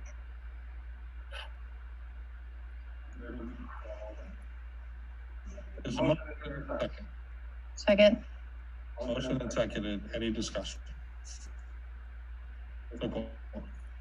Last week you mentioned saying not sooner than instead of not later than. Was there a theory behind that? Should we revisit that part of the conversation? I said not later than. And that's my personal feeling, that we need to expedite as much as possible this process. And given that the recommendation on this calendar is the 13th, but if there's an opportunity to do it sooner, as Kevin pointed out in his first, point, that, we're all hoping for the best, right? We're also realistic and pragmatic, and there could be, as Jamie pointed out, some really not so great things that happen, and people are ready to maybe make a switch. So we want to be flexible. And I think everybody has signaled that the 13th is an okay date. So I think we give flexibility to the 13th and to the case where maybe things aren't going so great to do it sooner. But we've all been pretty much comfortable with the 13th being the date that we review a proposal. I like that. If things are going poorly, we have to adjust sooner. That is all on the head. Right. So not later than, right. That's why I chose not later than October 13th. So by October 13th, we're having a the administration's giving us a proposal. Right.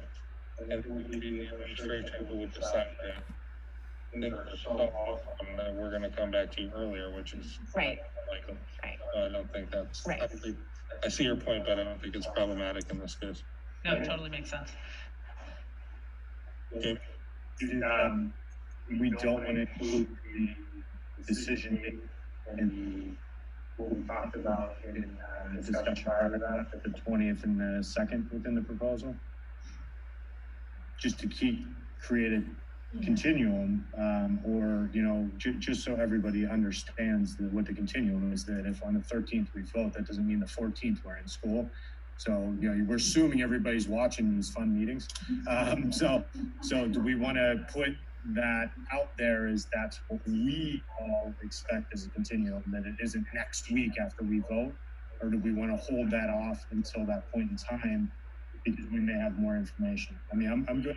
I can kind of go either way on that, but it's just. I don't know if I want to lock us into when we would vote, because we very well could vote on the 13th if it's obvious, right? So I don't want to delay if we don't need to delay, but I think your point about when is the first day that things are going to change gives parents a marker of my plan is going to hold until this time. Right. And so again, I don't know if it makes sense. Susie, your point is a good one.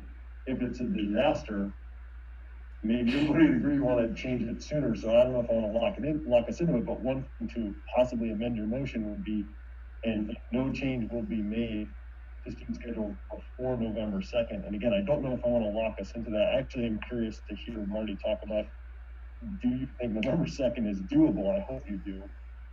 But anyway, I'm saying a bunch of stuff. I don't know if it makes sense to amend, but I also would like to hear a little bit from Marty about that date, if it does or does not make sense. I think to me it's more about the length of time between the committee's vote and implementation. So you said to me, is November 2nd a realistic date? I would say yes, if the committee were to vote on the 13th. If the committee votes on the 20th, it's tighter. That gives us only a couple of weeks to implement. What you could do is just simply now say no later than the 13th, we bring back a proposal to you. Always decide you can decide that night if you want to vote that night, or you can decide to put it off and vote on the 20th. And on that night, on the 13th, you could decide when to implement. You don't necessarily have to decide that tonight, but I hear what you're saying, that parents might take some comfort in knowing that there's a no sooner than date for implementing some additional in-person learning. Any other thoughts on that?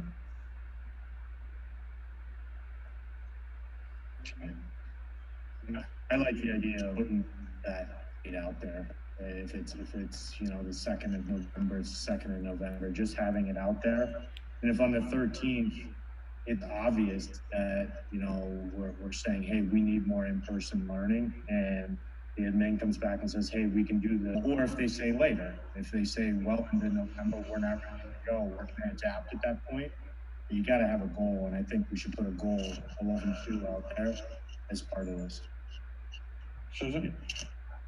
I would, maybe instead of an exact date, we just simply give a time frame between the vote and the implementation. So understanding, and maybe it's, amendment might look like understanding that the implementation of the subsequent time frame between the committee's vote and the implementation of the new plan would be no less than 2 weeks or 3 weeks or something like that. Whatever, according to the recommendation. That's a fine way to say it. That if you amend the motion to say that the implementation would not happen sooner than 3 weeks after the committee votes. That would be fine. I think if you give us the 3 weeks from the time that you vote. So if you vote on the 13th, that means that we're implementing on November 2nd. If you were to vote on the 20th, that would mean that we'd be implementing on November 9th, if I'm counting my weeks correctly. Yeah, so that would be fine. I think for me, it is more about the length of time between your vote and the expected implementation.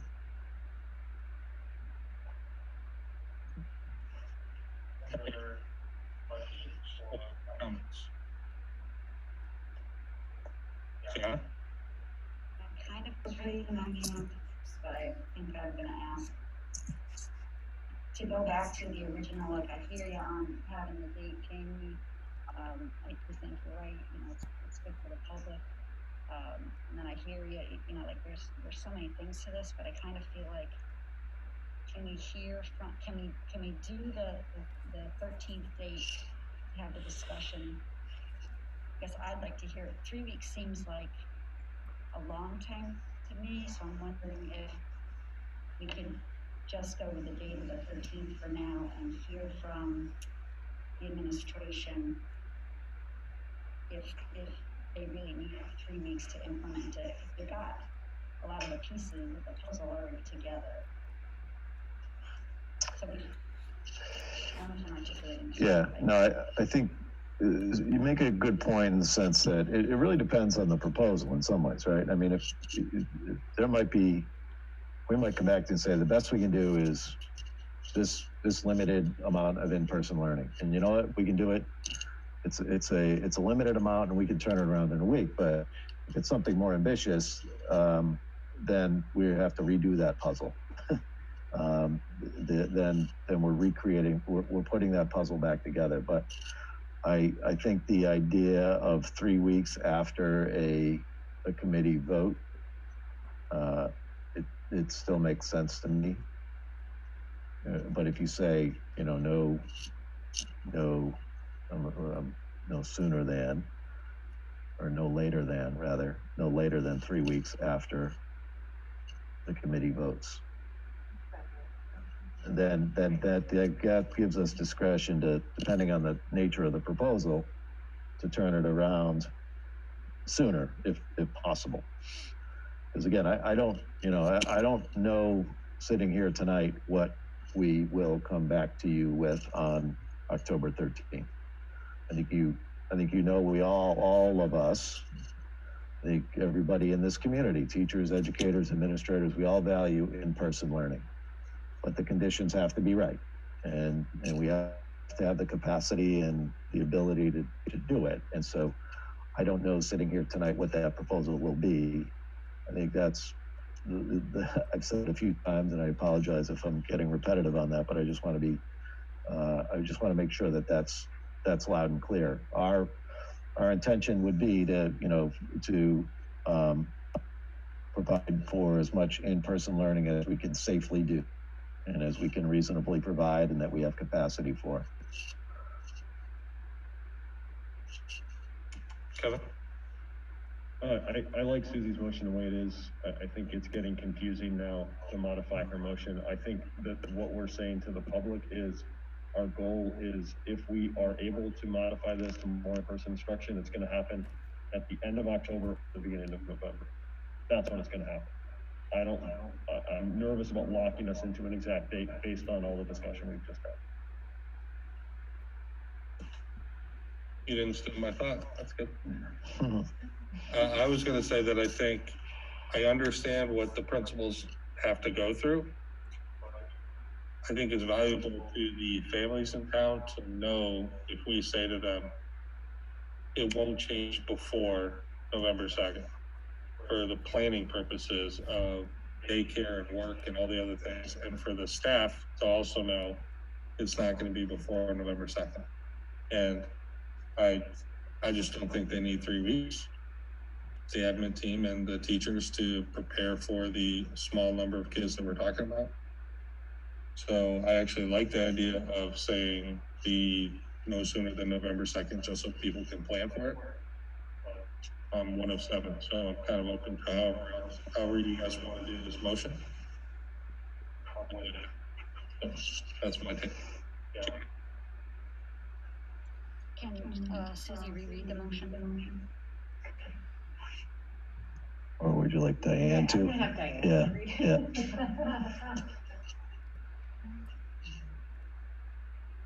The way I have it. Let's see.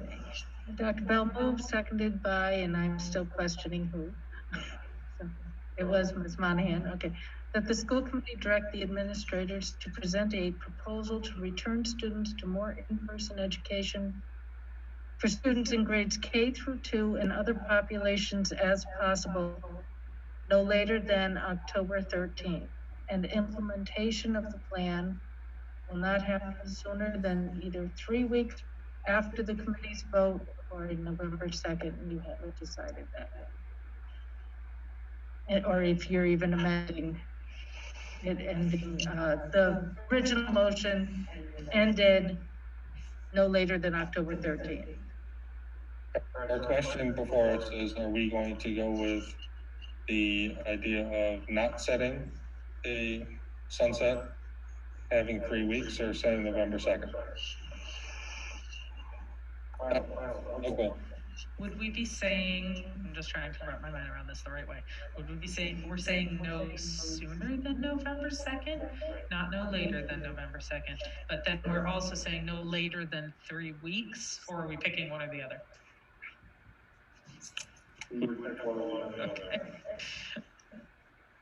Okay.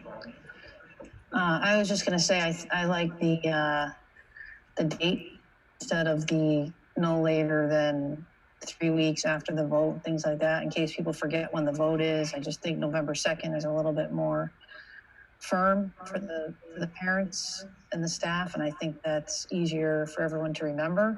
There's just so many things going on, and if that's what we're aiming for, and it's pretty much saying the same thing either way, then my preference would be to put the date on it. Well, the one difference would be if we didn't vote till the 20th, we would put you to Monday the 9th.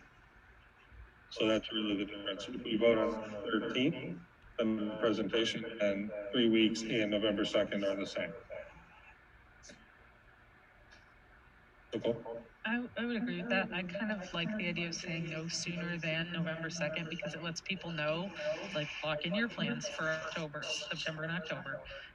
We'll get back to you about November, and gives people some clarity. And then it also gives room for if that vote moves down the line and we had to push it to November 9th, there's still space for that to happen as needed. It's unlikely that we could shift it any sooner than November 2nd, I think.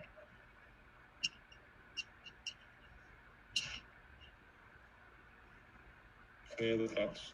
Again, I'm just going back to Kevin's point of, at the beginning about, we do lock ourselves in with a motion like that, to no sooner than, if it ends up that, Marty comes to us on October 5th and says, yep, this just isn't working. We've got to move to in-person.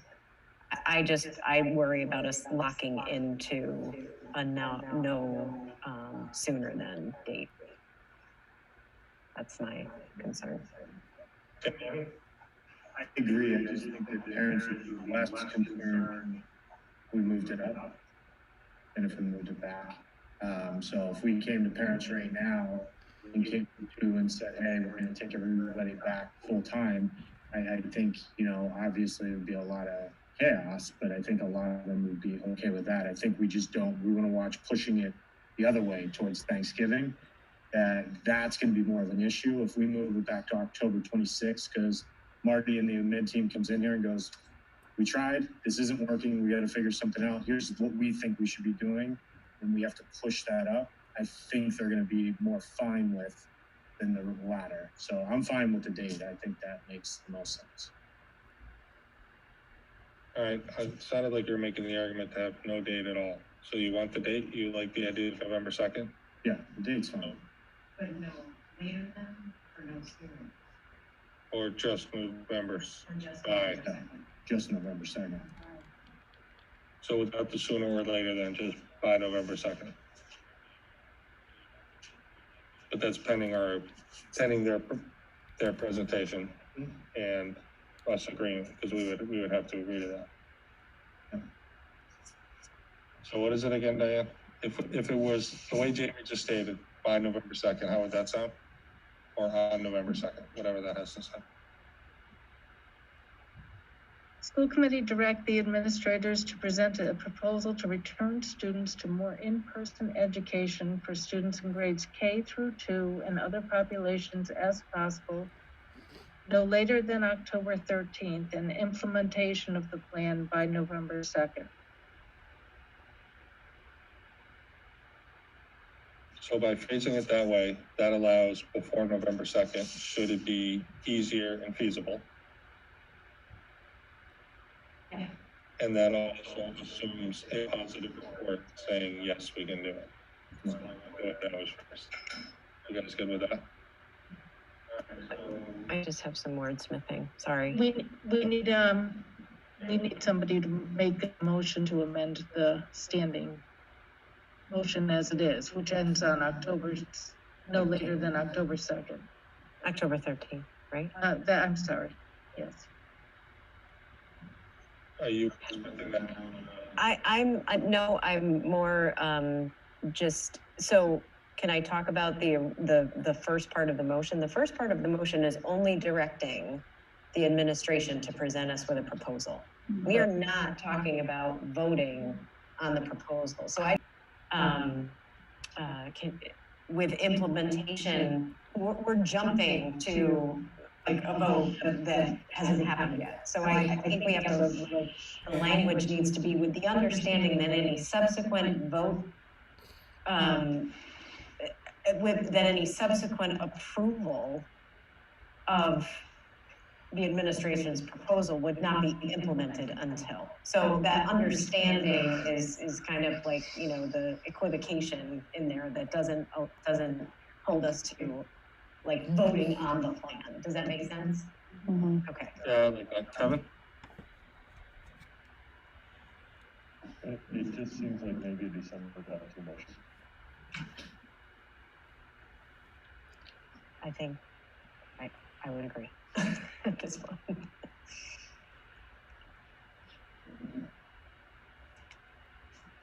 And would it be possible to have the original motion be withdrawn by the person who made the motion? Yep. And then we could sort of start from scratch, because I think there's a consensus emerging here. So would that be okay? That's fine.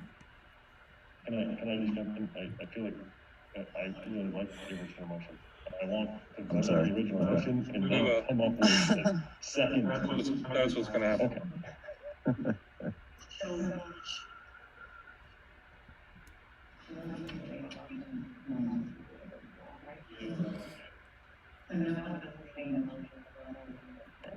Correct. So technically it's, if nobody makes a motion to amend it, then I think it's your turn. So the original motion made by Susie that we are presentation on the 13th by the administration regarding more kids into in-person learning. Gotcha. By Broadway. Any more discussion on that? See, we can take a roll call vote. Susie? Yes. Nicole? Yes. Yes. Deanna? Yes. Yes. Kevin? Yes. Yeah, for me as well.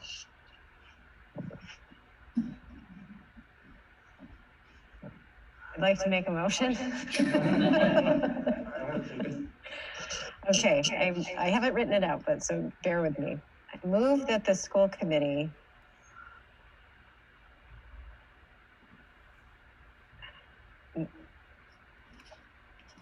in considering a future proposal by the administration for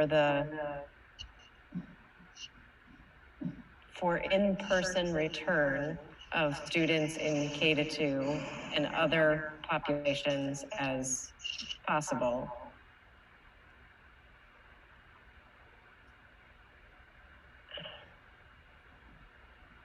Can you read it back to me? Because I'm Do we even read that part? Well, you do have to link them a little bit, I think. Sorry.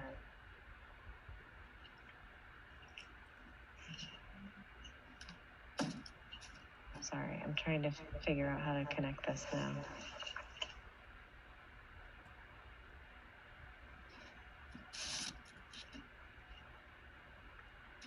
Can you just say something about when considering the October 13th? When considering the October, okay, yes.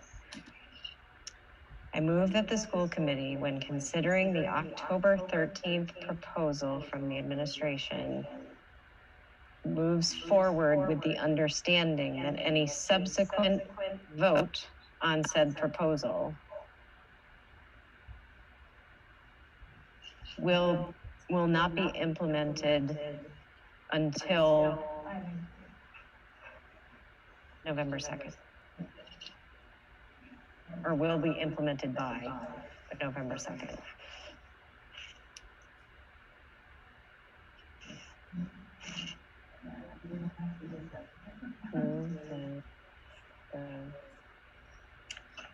When considering.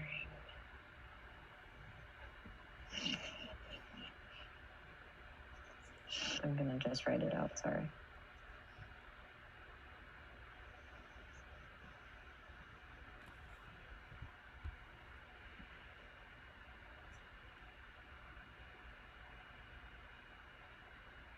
Okay.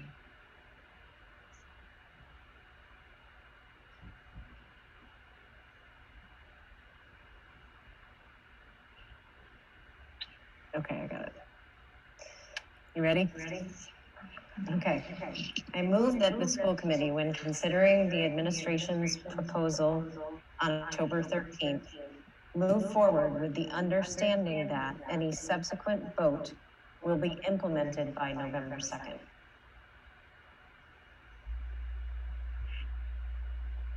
Did I miss anything?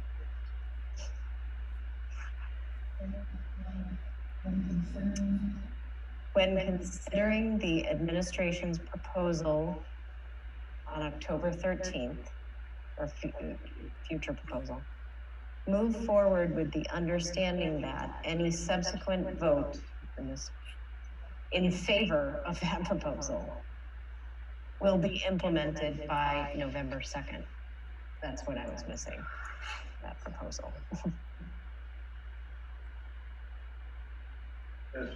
Second. No, can I have a question now? First, it's a motion, and then we'll get to that. Yes. My question was The motion, Susan? I don't know. I like that you added in the in favor, voted in favor. I think that's a good piece. Okay. Second. Jamie seconded it. Question, Gianna, do you have a question? Thank you, everybody. Thank you, Susie, for doing that. So you phrasing it that way, or us phrasing it that way, allows for, like Superintendent was saying, in case there's smaller groups that could be turned around quicker. Yes. Okay, thank you. Anything our understanding they're going to give us a presentation on the 13th. We're listening to that presentation, and if it is in favor of more in-person learning or certain groups, if it is to any special ed students, we implement that on November 2nd. By November 2nd. By then, possibly earlier if they tell us it's possible. That's our understanding of what that was. Yes. All right. Any other questions? I'm sorry. Sorry, just one more follow-up. So if we heard the proposal on the 13th, obviously if we vote that night, then that gives you guys that 3-week time span. If we decided to move the vote to the following week to give time for community feedback or further questions, etc., would you still be good for November 2nd? Tight. Okay. That's really tight. So that's the only piece of the puzzle that I think might still be missing. I don't want to put you guys in a... Yeah, so I was muted there. It's tight. Turn that around. If you voted on the 20th, particularly if there were any amendments to the plan on the 20th, it would be difficult, perhaps, to turn that around for implementation on the 2nd. So could we say something like with a goal of implementation by November 2nd? Would that maybe give a little bit of breathing room for whatever the plan might be? Because then it gives room for, if it's something that's easy in a smaller group, they could go back later. I'd be against that. I Okay. don't want to do that, but yeah, no, what was your question? My thinking might help with that is when we did our original vote, we met on Tuesday and then we gave some time and then we voted on Thursday. So, I mean, we're not locked into voting on this, like, we could vote on the 15th. Good point, Deanna. We have shown the propensity to have. But like as we've said repeatedly, we need to do this correctly. So if the 7 of us need to meet, or ignore you guys, the 11 of us need to meet more. The 10 of us sometimes. We'll do it. So good point, Deanna. Thank you.